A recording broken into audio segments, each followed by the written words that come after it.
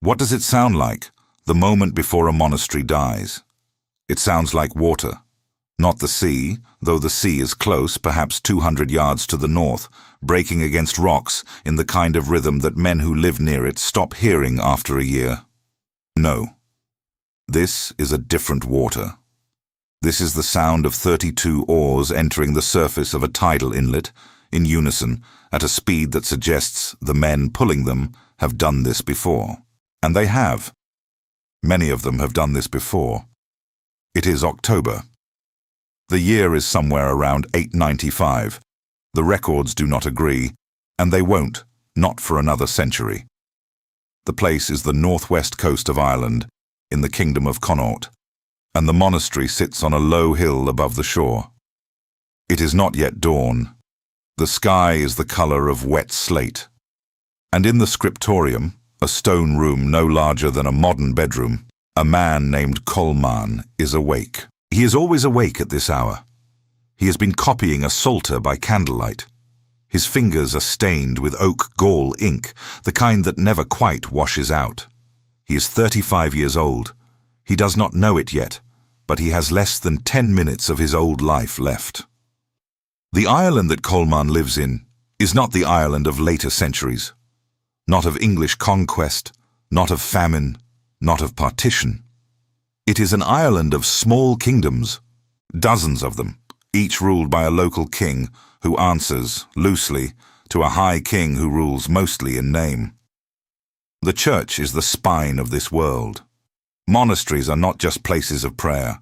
They are libraries, schools, hospitals, treasuries, farms.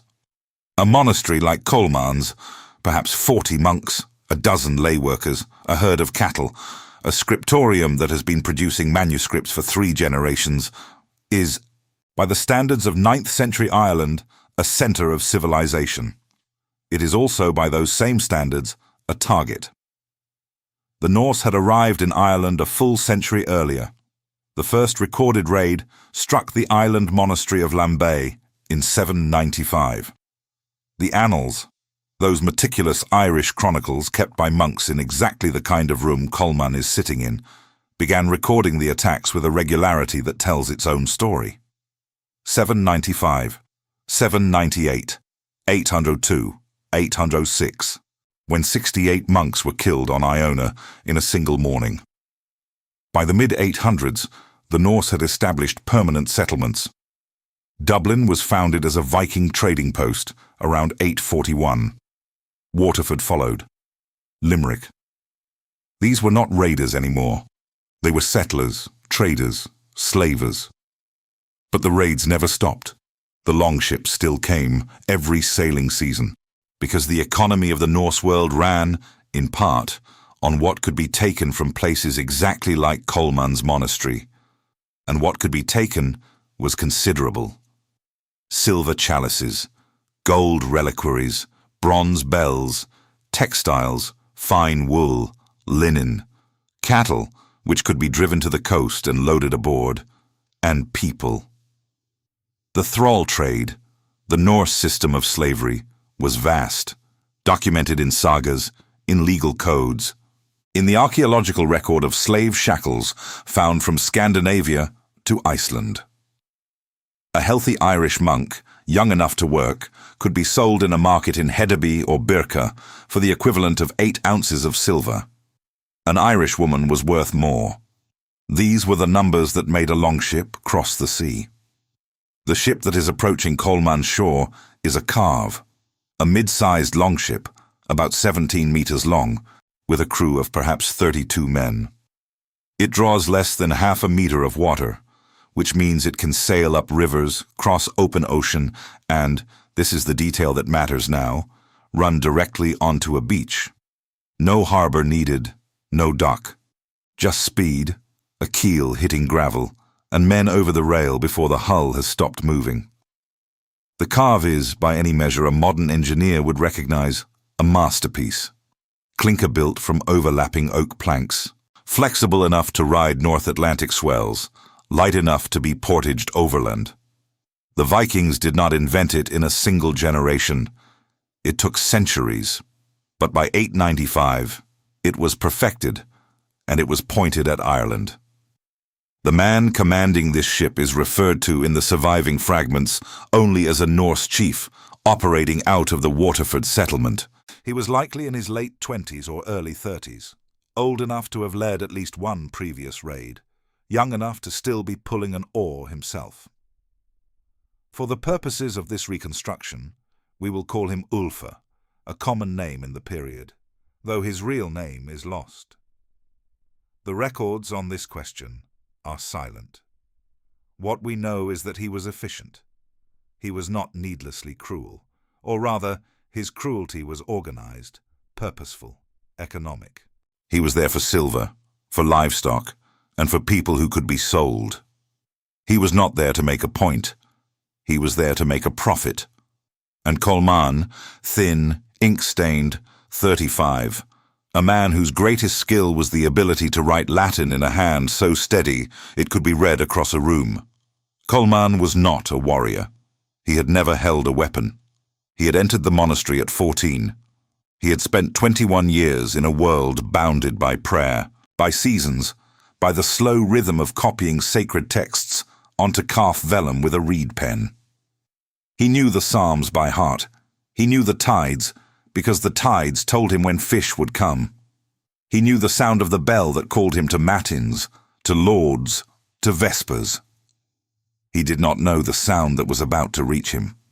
But his body knew before his mind did, because the monastery had been raided twice before. Once in his childhood, once 7 years ago. And after the second raid, they had built the tower.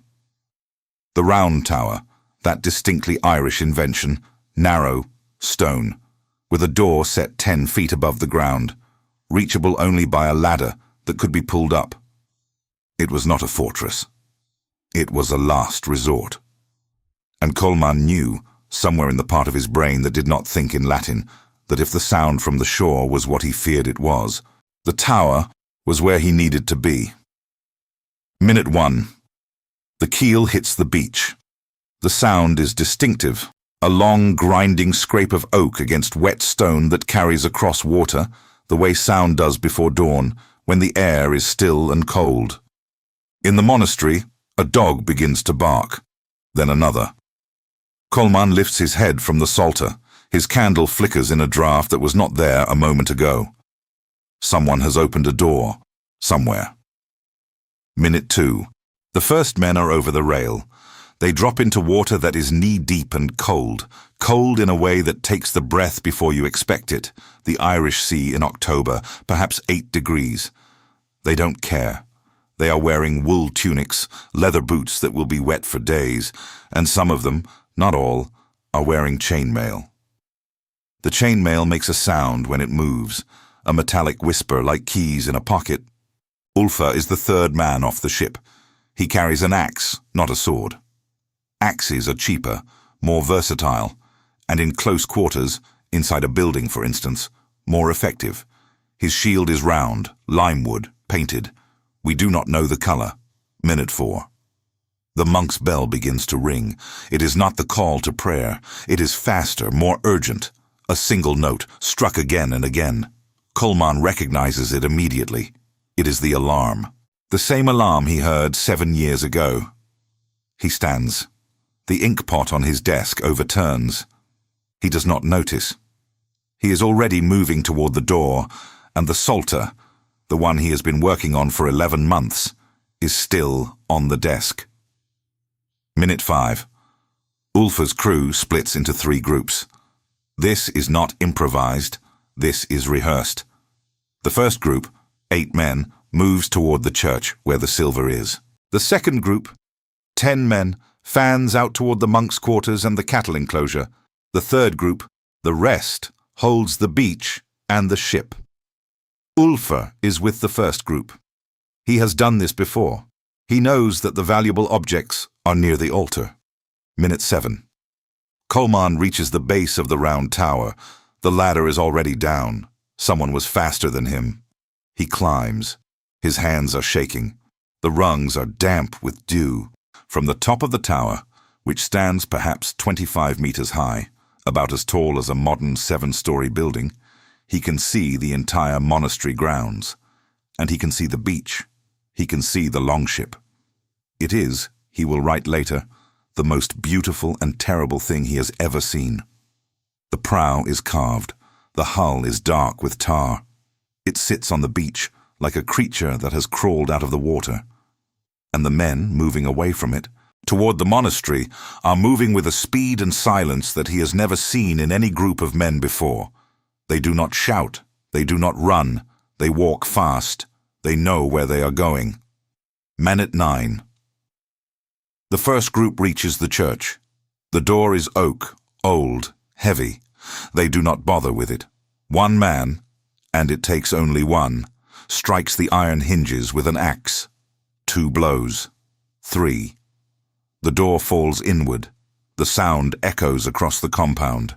And now the screaming begins. Remember this detail. The screaming does not come from the church. It comes from the sleeping quarters, 50 yards to the east, where monks who were asleep 3 minutes ago are now awake. Some of them are running. Some of them are not running fast enough. Minute 12. Inside the church, Ulfar's men work quickly. The altar cloth, linen, embroidered, is pulled off and used as a sack. Into it go 2 silver chalices, a bronze crucifix, a small gold reliquary that contains, according to the monks, a finger bone of St. Brendan. It weighs less than a man would expect. The whole operation takes perhaps 4 minutes. They do not damage the church itself. There is no point. They may come back. Minute 15. The second group has reached the cattle enclosure. There are perhaps 20 head of cattle. Driving cattle to a beach, loading them onto a longship. This is difficult, noisy, and slow. It takes time, and time is the one thing a raid does not have. But the cattle are worth it. A single cow in a Norse market is worth more than a silver brooch. By the 20th minute, the compound is in chaos.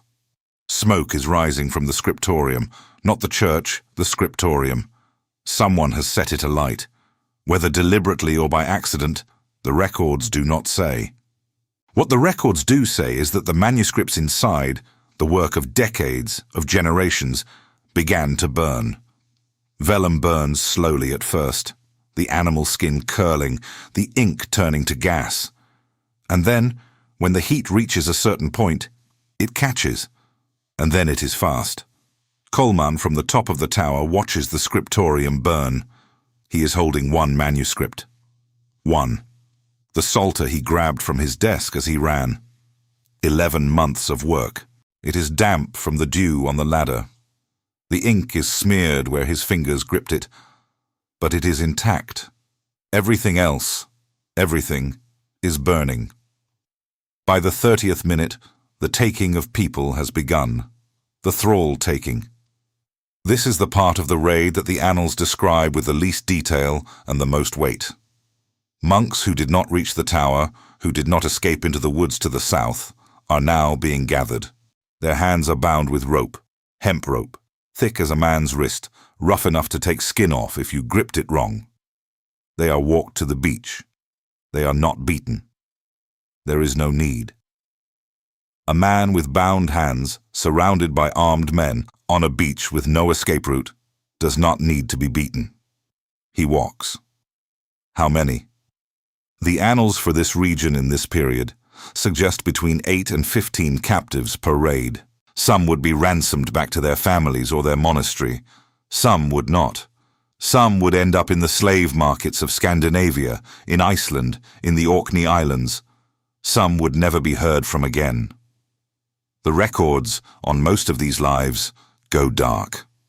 A name in an annal entry, a number, and then nothing.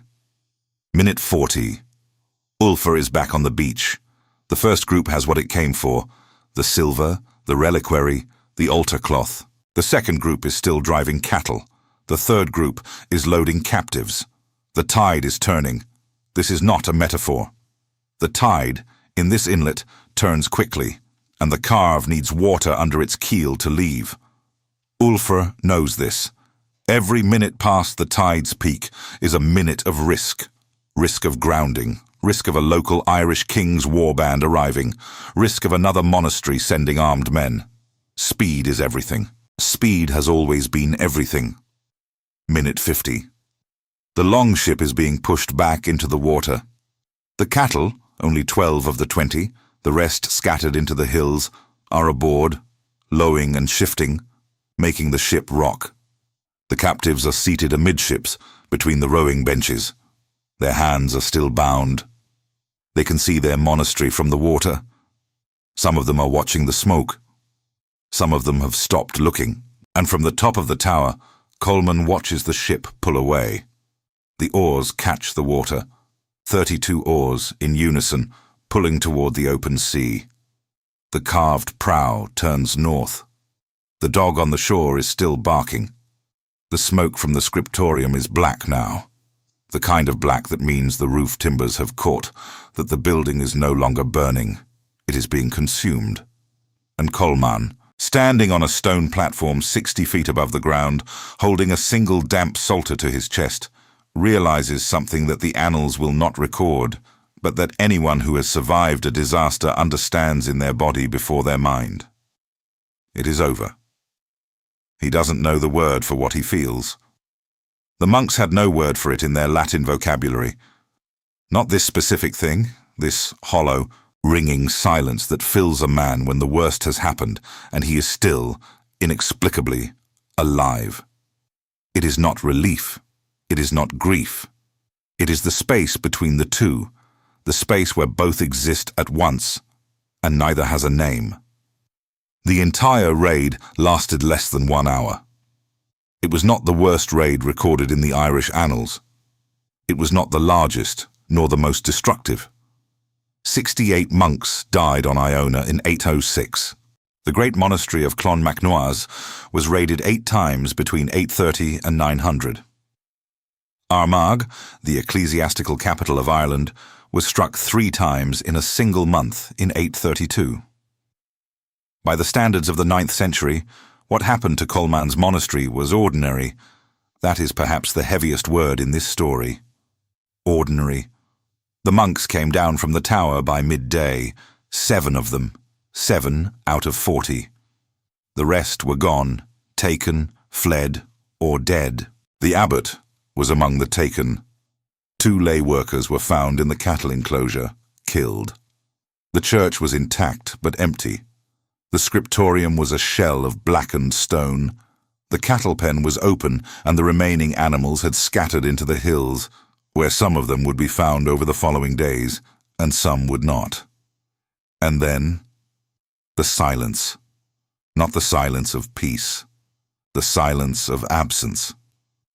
The silence of a place where 40 men prayed and worked and argued and ate and slept, and where now 7 men stood in the courtyard and looked at what was left.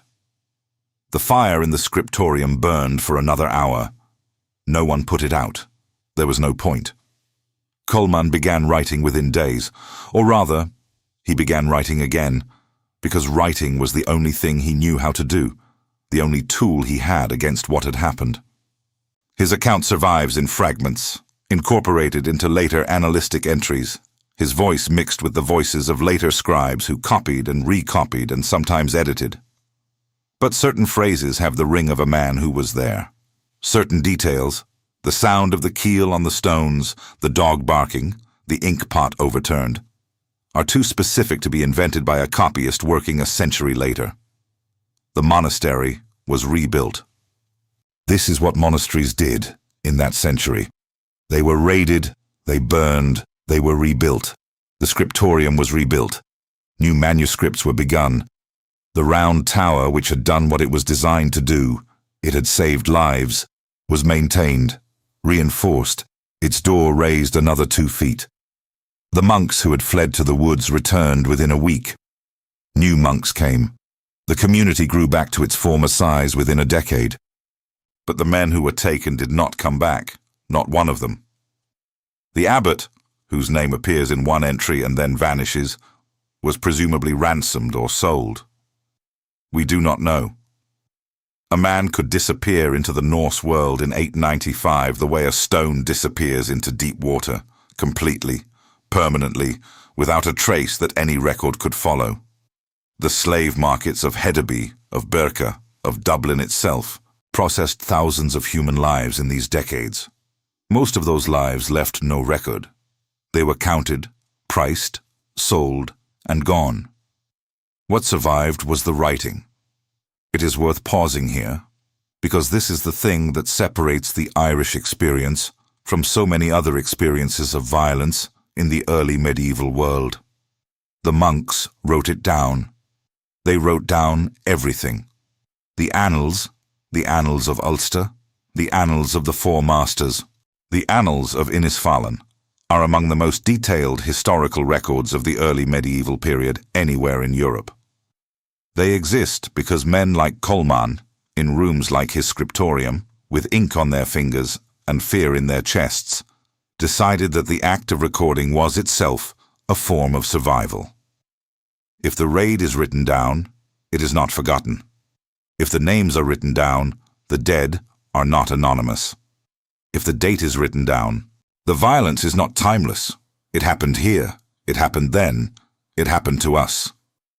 The round towers are still standing. You can visit them. There are perhaps 65 surviving round towers in Ireland, most of them built between 900 and 1200. They are, without exception, near the ruins of monasteries. Their doors are still set high above the ground. Their stone is still cold to the touch, cold in the way that old stone is cold, a cold that has nothing to do with the weather and everything to do with time. Tourists photograph them. Some of them know what the towers were for. Some do not. The Book of Kells, the most famous illuminated manuscript in the world, survived the Viking Age because it was moved. It was taken from Iona to Kells, inland, away from the coast, in 806, after a raid that killed 68 monks.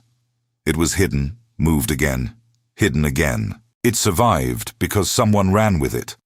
Someone made the same calculation that Colmán made, in the dark, in the seconds between the alarm bell and the tower. What do you carry when you can only carry one thing? The longships are in museums now. You can see them in Oslo, in Roskilde, in Dublin. They are smaller than you expect. The oak is dark, almost black, preserved by the chemistry of peat and clay. The craftsmanship is extraordinary. The overlapping planks, the iron rivets, the elegant curve of the keel, they are beautiful objects. They were also instruments of a system that enslaved tens of thousands of people across 3 centuries. Both of these things are true at the same time. The beauty and the violence are not separate. They came in the same hull. And somewhere on the northwest coast of Ireland, on a headland above a tidal inlet, there is a place where the foundations of a monastery can still be traced in the grass. The stones are low, overgrown, hard to find unless you know where to look. The scriptorium is gone. The church is gone. The round tower, or what remains of it, still stands, though the top third collapsed centuries ago. The beach below is the same beach. The stones are the same stones. And in October before dawn, when the air is still and the tide is turning, the water in the inlet makes a sound that has not changed in 1100 years. Colmán heard it. The men who took him heard it. The oars cut through it. The keel scraped across it. And now, on a quiet morning, if you stand on that beach and listen, really listen, you can hear it too. The water, the silence, the sound of a world that is about to end, and does not know it yet.